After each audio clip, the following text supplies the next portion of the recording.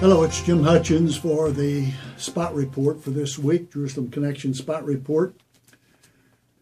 One of the Christmas carols that God's people have loved for centuries, actually, is the one entitled, O Come, Emmanuel.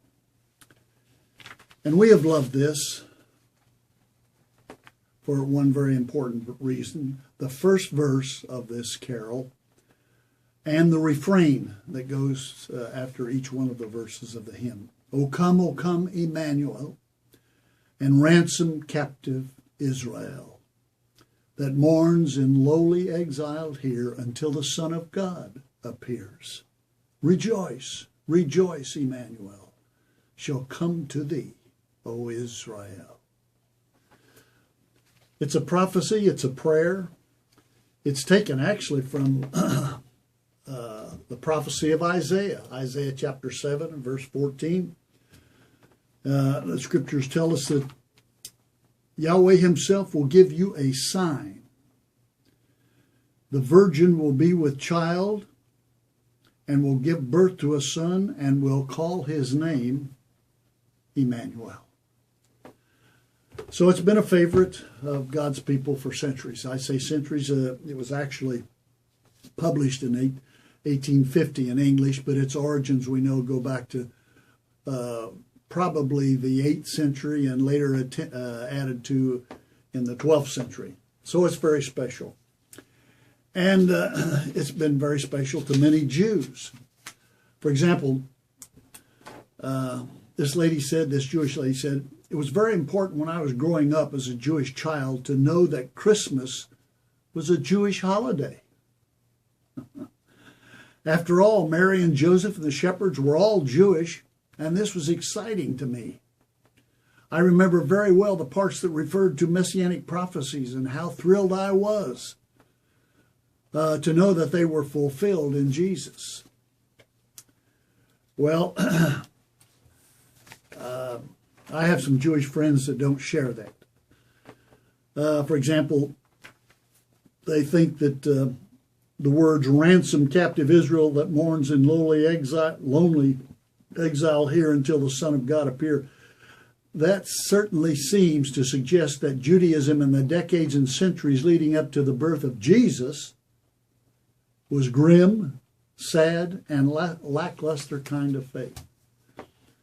Well, that's certainly not the case. The Hebrew scriptures are full of God's promise of blessing, hope, encouragement. The Psalms, who can read the Psalms without being encouraged? Memorizing them. So this has been a very special hymn for us. Unfortunately, it's not for many Jews, as I said. And I should also say that there's a very sobering dimension to the context of Israel being redeemed.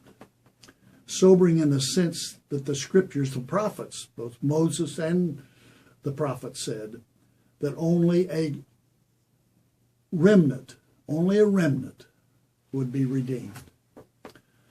Now, does that mean 144,000 is spoken of in the book of Revelation, chapter 7, chapter 14?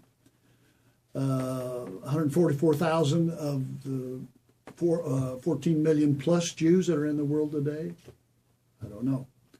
Does it mean 1/3 of Jerusalem, like the prophet Zechariah says in Zechariah 13? One of the most sobering is that prophecy that's given by Amos in Amos chapter 3. As a shepherd saves from the lion's mouth 2 leg bones and a piece of an ear, so will the Israelites be saved. If that's referring to a remnant, it's a small remnant. But the good news is they will be saved. They will be redeemed. And we praise God for that. Keep in mind that O come, Emmanuel is really a prayer. It's our prayer. And I hope it's yours.